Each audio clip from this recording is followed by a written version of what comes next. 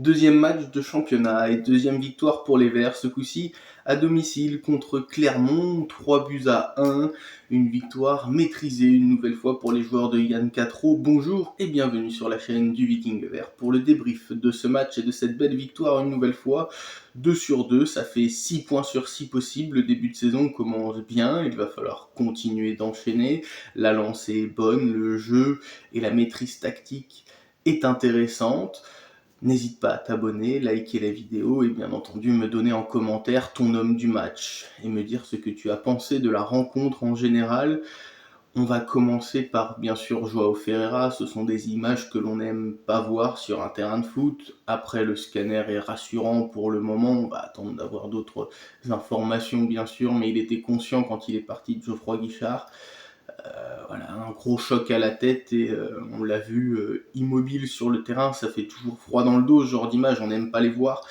Voilà, on sait que le sport, ça peut être dangereux et un gros choc à la tête peut amener à avoir un joueur inconscient sur la pelouse. Malheureusement, ça fait partie du football, on aimerait que ça n'arrive pas, mais voilà, ça fait partie des risques du sport. Bernauer a très bien réagi tout de suite en évitant que la langue que la langue soit avalée par Joao Ferreira. Il a été vite pris en charge également par les médecins du club. Donc voilà, j'espère que ce n'est que plus de peur que de mal, comme on dit.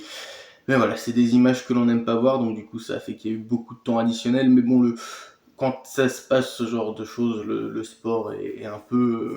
le foot, on s'en fiche un petit peu sur le moment, on n'est pas là pour ça.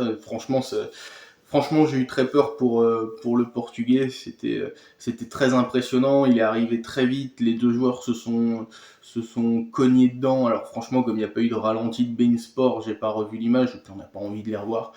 Mais c'était très impressionnant à vitesse réelle. On l'a vu, ça s'est percuté les deux. C'était très très très très intense. Mais voilà, Joao Ferreira est conscient. Il est à l'hôpital, est pris en charge. Donc voilà, on va espérer que tout aille pour le mieux pour lui et qu'il puisse s'en remettre avec le moins de séquelles possible. Sans séquelles, ce serait le mieux. Voilà, on va pas faire d'hypothèse, on n'est pas médecin, mais bon voilà, il était conscient. Donc voilà, on va fermer la parenthèse Joao Ferreira et on va reparler un peu football. Voilà, un match où ça part comme contre Sochaux en fait, où on concède peu d'occasions et on ne s'en crée pas non plus forcément de très très bonnes. Puis on accélère, on met le pied petit à petit sur le ballon, on a quelques situations, et puis à la 41e minute, c'est Cardona qui marque son troisième but de la saison déjà, sur un beau mouvement collectif en transition. On récupère la balle assez haut, Jacob Breum qui lance Tierno Ballo, qui part en profondeur, qui se fait rattraper, qui se fait contrer, et c'est Cardona en une touche.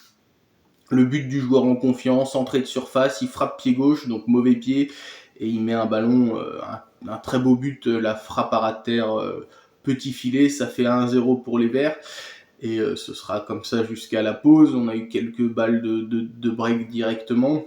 Mais voilà, on a concédé 0 occasion. L'Arseneur n'a pas fait d'arrêt. Il y a eu juste une alerte avec l'attaquant, le jeune attaquant clermontois qui fait une belle reprise de volée instantanée qui passe pas loin du poteau. Mais voilà, pas de danger hormis ça.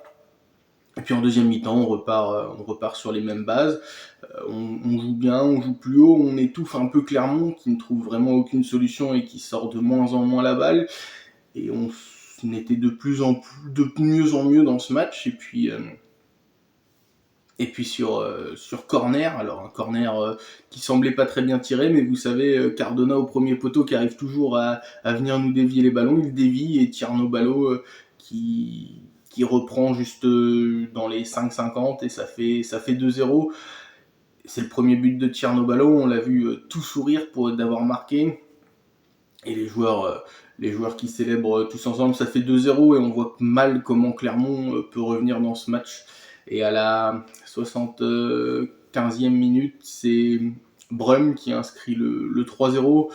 Donc une belle action dans la surface avec Boaké qui prend le dessus physiquement, qui met en retrait sur Aaron Xongwai, qui tire. le ballon semble partir hors du but, mais Jacob Breum qui tacle et qui marque son deuxième but personnel, et ça fait 3-0, et là on se dit que le match est fini. Un peu de relâchement de la part des Verts, d'ailleurs Yann Quatreau était très mécontent sur cette fin de match parce qu'on faisait un peu du olé olé, il y avait 3-0, tranquillement, on a tenté des choses, des talonnades, des dribbles qui n'ont pas plu aux techniciens écossais.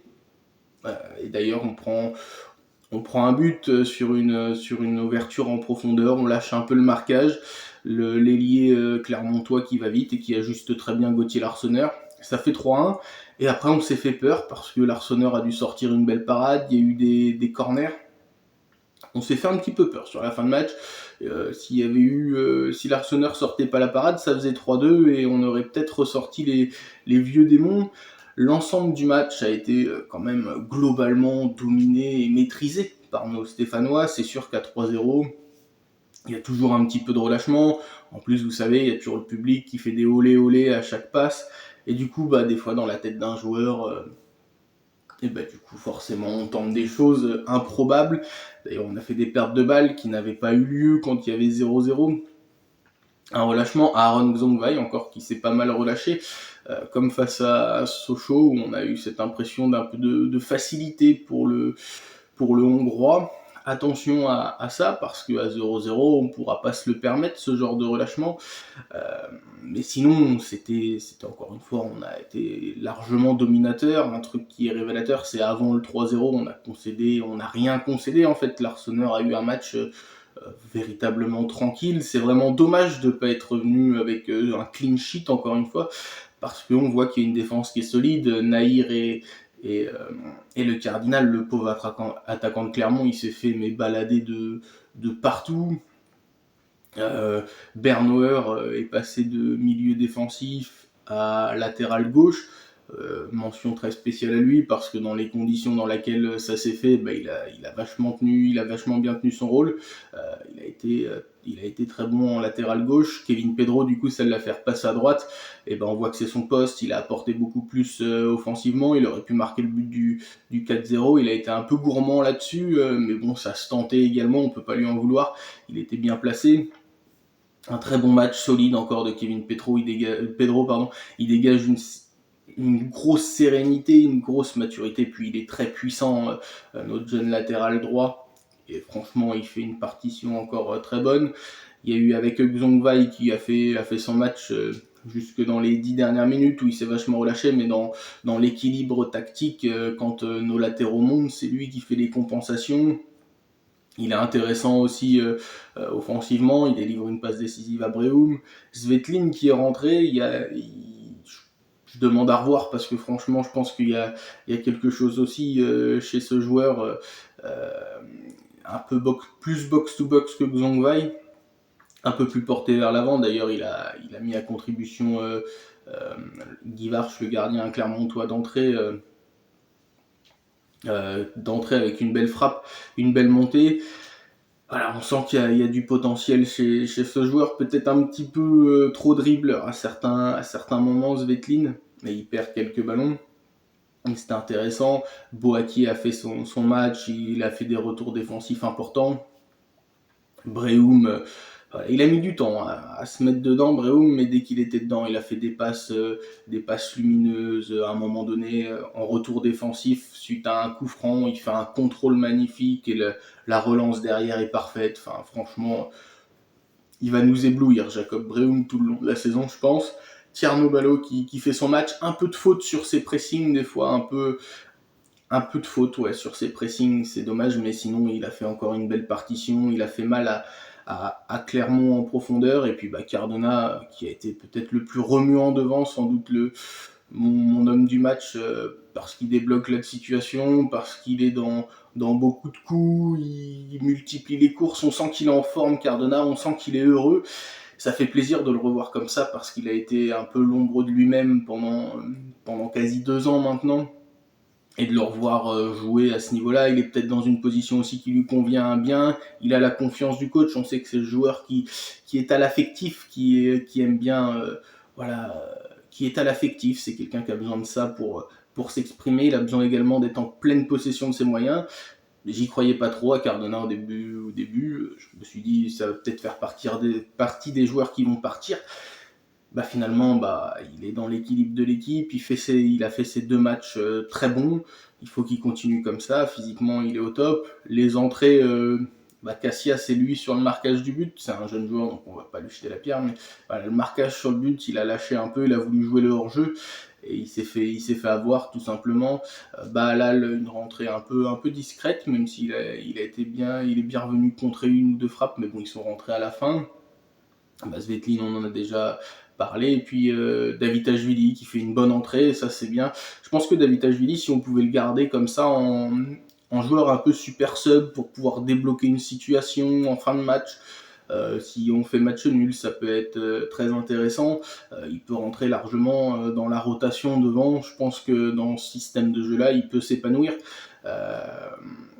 Voilà, il a fait une belle rentrée encore une fois. Il a fait ses retours défensifs. On voit pas un joueur qui veut partir. Quand on voit Davitashvili jouer, c'était intéressant son entrée. Dufus, toujours un peu emprunté avec le ballon. Il a tenté une frappe qui est vraiment pas passée loin. Suite à un beau centre, une belle reprise. Mais voilà, on sent que des fois c'est compliqué pour Dufus quand même. C'est compliqué. Et je pense que c'est pour ça que Cardona et Ballot vont tenir la corde devant pendant encore un petit moment. Mon homme du match, pour moi, c'est Cardona. Une belle partition de sa part. Un bon match d'ensemble, le bloc équipe continue de s'améliorer, on laisse peu de choses à l'adversaire, et ça c'est très important dans le championnat de Ligue 2, de laisser le moins de choses possible, le moins d'espace. On est efficace, on marque encore une nouvelle fois 3 buts, on est efficace défensivement, on se fait pas passer, on est solide, on a une défense centrale qui est véritablement taillée pour la Ligue 2 cette année. On avait quelques doutes sur Nahir, forcément, parce qu'on découvrait le Cardinal, on savait on pourrait rien lui reprocher, que ce serait l'un des joueurs importants de cette saison. Il le montre dans ses attitudes, c'est un capitaine, voilà. Je vais pas jeter la pierre à l'Arseneur, forcément, parce qu'il était gardien, donc il fallait forcément, quand il y avait des choses à dire, qu'il le dise plus fort, avec d'autres attitudes, un peu foufou des fois, l'Arseneur, quand il avait le brassard. Le Cardinal, tout est posé, tout est tranquille, l'expérience, il est en place, quoi. Il n'y a rien à dire là-dessus. Il sait où il veut emmener ses gars.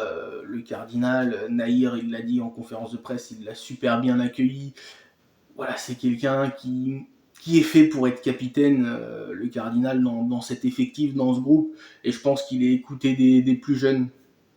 Donc voilà, je pense que Quatro a trouvé un bon équilibre. À voir comment ça évolue au fil de la saison. Ce n'est que le début. Il va y avoir peut-être d'autres arrivées ou des départs. On va voir, bien entendu. Mais c'est prometteur. On ne concède pas d'occasion et on sait qu'il ne faut pas être hyper beau à voir jouer. Il faut être surtout pragmatique en Ligue 2. Et pour l'instant, c'est ce qu'on sait faire. Dommage pour ce but. Dommage qu'il n'y ait pas de clean sheet. C'était le Viking vert. Ciao, ciao!